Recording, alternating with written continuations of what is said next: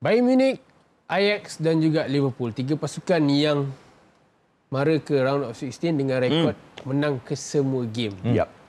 Banyak stats yang kita boleh share. Mungkin cerita pasal Sebastian Haller score for fun dekat dalam group stage. 10 gol Yes. Lepas tu Bayern Munich banyak cerita dengan Ballon d'Or. Aku rasa korang akan sebut kejap lagi. And then cerita pasal Liverpool. This time first English club kan yang pergi ke round of 16. Exactly.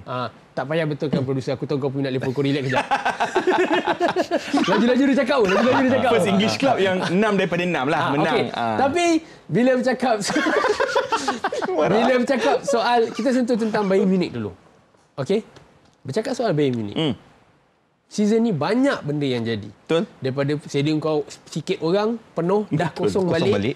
Lepas tu dalam keadaan player kau kena potong gaji. Tak nak vaksin. Joshua Kimmich perangai sampai anti-vaxxer. Dia kata dia bukan anti-vaksin, tapi saya tak percaya kepada penyelidikan daripada doktor. Sekarang Aku nak percaya siapa? Tok Batin. Tu kelakarlah dia cakap soal Joshua Kimmich. Tapi pemain yang aku nak sentuh sekarang ni antara pemain yang bagi aku, Robert Lewandowski is another thing. Yes. Tapi antara pemain yang aku nak sangat puji is Leroy Sané. Dalam season lepas, which is now the second season dia dekat Bayern Munich. So season lepas, Sané dalam 40 game keseluruhan, dia just managed to get 9 goals and 8 assists. Tapi season ni, game baru separuh, which is 20, dia dah pun skor 9 gol, which is sama, dan juga 9 assist. Bagi aku, orang banyak bercakap soal Lewandowski, pemain yang kedua penting adalah mungkin macam Serge Gnabry, mungkin pemain rem daughter macam Thomas Muller. Yes. Tapi bagi aku, Leroy Sané kita tak boleh tolak tepi. Of course. Aku nak tahu daripada pendapat korang. Kau nak start dulu? Aku start mudah saja. Players ni dia ada yang bila dia daripada usia muda dia progress, sama ada dia stagnant atau dia mature. Sané ada cakap dia kata Pep program me on tactical level. So apa yang dia belajar 4 tahun dekat Man City dengan Pep, dia kata adalah dia maturekan saya daripada segi taktik. I can play. My left foot is good. I'm good in the air. Whatever lah. Laju ke apa-apa semua. Itu semua pemain ada. Tapi tactical awareness itu. So I think itu yang dia mature sehingga kan jadikan apa yang awak cakap tadi lah. Betul tak? Daripada segi goal dia apa-apa semua tu. So itulah Leroy Sané bagi saya at the age of 26 dia sekarang 27 lebih kurang. So yeah, memang saya setuju kalau selain daripada Lewandowski, he's the next one. Satu benda yang kena puji tentang Leroy Sané, tak ramai pemain yang lepas ada ACL injury dan perform macam dia. Betul. Radamel Falcao is fail. Yes. Dua je yang okey. Luis Nazario da Lima, Ruud van Nistelrooy. Ada lagi seorang. Ada lagi seorang. Siapa lagi? Ibra Kadabra. Dah tua masa tu, dah hujung. Masa tu dah hujung. Okey. Marah dia kalau tak sebut. Okey. Van Dijk pun boleh letak dalam bola yang sama. No. So far. Van Dijk is not the same Van Dijk before. No. Ini bukan sebab aku tak suka Liverpool. Bukan sebab aku bukan Liverpool. Tapi Van Dijk is not the same player before they got ACL injury. Aku sendiri sedih benda tu. Bukan aku happy, aku sedih. Sebab aku suka dia dan aku tak nampak Van Dijk yang dulu sekarang ni. Tapi tu cerita nanti dulu. Tapi bercakap Leroy Sané, apa yang kau nak? Tak. Aku cuma nak cakap sebab bila start of the season, bila aku nampak percaturan yang Nagelsmann buat, bila kau tengok Gnabry, Muller, Sané, kau nampak dia punya identity dia, and dia siap bagi tahu siapa is the like for like player in which position. Macam kau tahu kat tengah ada Goretzka, ada Tolisso, ada Kimmich kadang-kadang yang main kat situ. Lepas tu dengan the emergence of young players yang keluar juga kan. And bila kau nampak rotation yang dia buat juga dari masa ke semasa, tapi kau tahu Leroy Sané is his first choice. Sama ada dia boleh main di sebelah kanan ataupun di sebelah kiri, tapi aku rasa lebih kerap kau akan nampak dia main dekat belah kiri lah kan. So overall bila aku tengok Lewandowski punya form, kenapa orang semua bengkak dengan bagaimana Lewandowski tak menang Ballon d'Or apa semua, aku rasa kau kena sebut Leroy Sané, Serge Gnabry, Thomas Muller dalam the same breath ataupun dalam perbualan yang sama, kerana diorang ni lah yang betul-betul supply dia untuk finishing dia yang begitu mudah. Sebab ada setengah game yang aku sendiri mengulas untuk Bundesliga bila botak buat coverage, aku nampak ada setengah game juga yang chances created untuk Bayern Munich dalam satu perlawanan sangat-sangat tinggi, dia punya ceiling dia. Just chances created. How many scored tu jangan tanyalah, sebab ada satu game yang Lewandowski pernah ada miss 5 chances and score cuma 1. Lawan Arminia Bielefeld 22 shot, 1 gol. Exactly. And orang yang paling critical dalam creating chances ini Leroy Sané adalah Leroy Sané dan Serge Gnabry. At the same time, Gnabry belah kanan, Sané sebelah kiri. So, yes, apa yang kau cakap tentang Sané punya form this season is out of this world compared to apa yang kita tahu daripada zaman dia dekat Man City. And aku suka sebab apa yang kau sebut pasal tactically. Dia dah build dengan tactical awareness benda tu. So, bila dia main dalam sistem yang berbeza, benda tu tak menyusahkan hidup dia. Betul.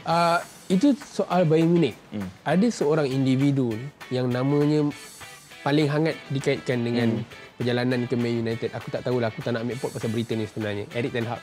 Yeah. Tapi bercakap soal Champions League punya perjalanan untuk Ajax this season, Erik ten Hag cakap no team would happy to see us. Yes, I heard that. Ya, betul. Yep. Kenapa? Betul. It's true.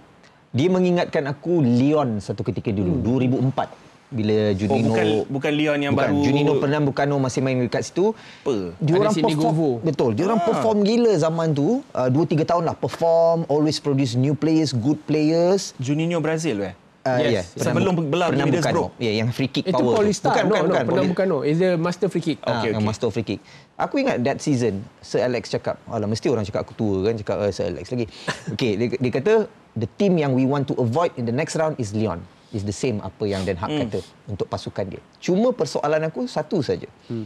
Ajax ni memang for the past 3-4 years, mereka produce team yang baik, permainan yang baik, tapi eventually the experience to go further. Itu saja yang mengekang diorang. Even before the semi-final, good team masa Dele Alli apa semua kan, good team. Tapi adakah experience itu mampu untuk tolak diorang all the way? We don't want to go to final macam Spurs, final. Okay, cukuplah, happy. Kan? Maksud kau dengan pemain-pemain yang sedia ada macam yang sekarang ni lah, team season ni lah. Sebelum kau nak performance dengan apa Faris cakap, Ben, sebelum kau nak menjawab pada persoalan dia cukup experience ke tak, bear in mind 18-19 punya season yang diorang pergi semi-final kalah dengan Spurs tu. One of the most experienced player dalam squad diorang adalah Dusan Tadic. Ya, baru nak cakap. Tapi adakah cukup untuk kau menang Champions League? Itulah. Honestly, pengalaman yang dia gagal sebelum ni mungkin akan mengajar sesuatu untuk dia lah secara individunya. Tapi kalau kau dah kata dia nak carry satu team semata-mata, aku rasa tak lah. Tapi kau kena faham juga, dorang berada dalam situation ni, 6 wins out of 6, it's not just because of their players. Ya, semua akan point kepada Sebastian Haller dan form dia, skor 10 gol dalam peringkat kumpulan sebagai antara faktor utama. In fact, aku tengok hampir semua pandit dekat seluruh dunia cakap benda yang sama.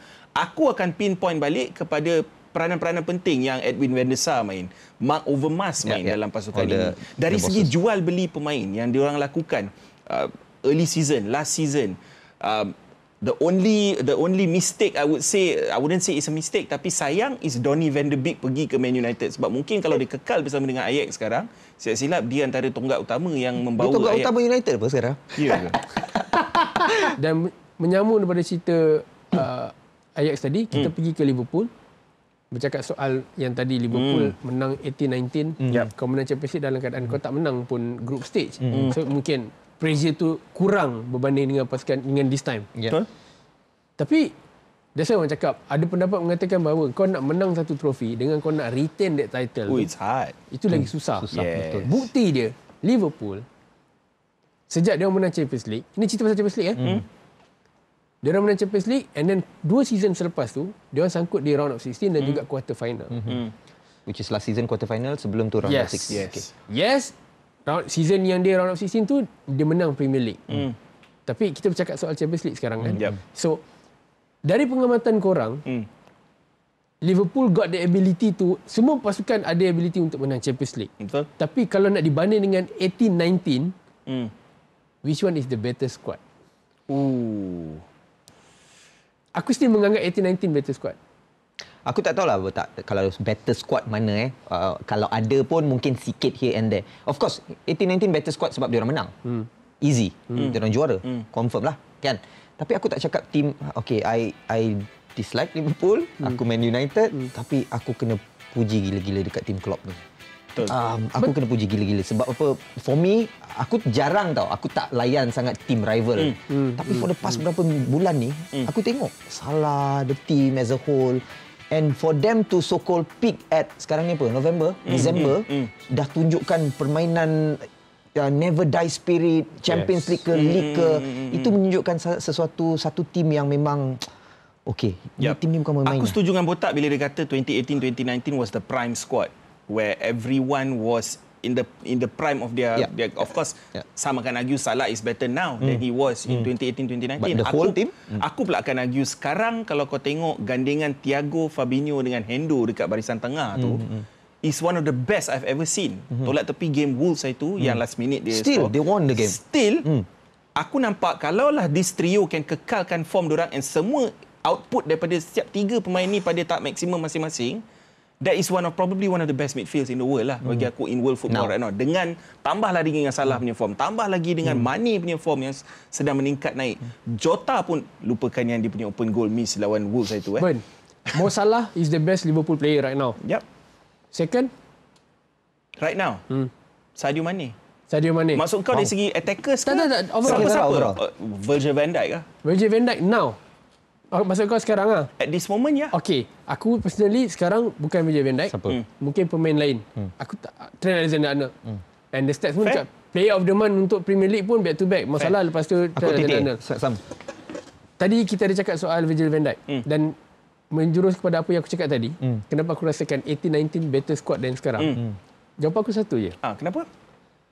Apa yang buat Liverpool tiba-tiba daripada naik juara Europa League spike terus jadi Champions League?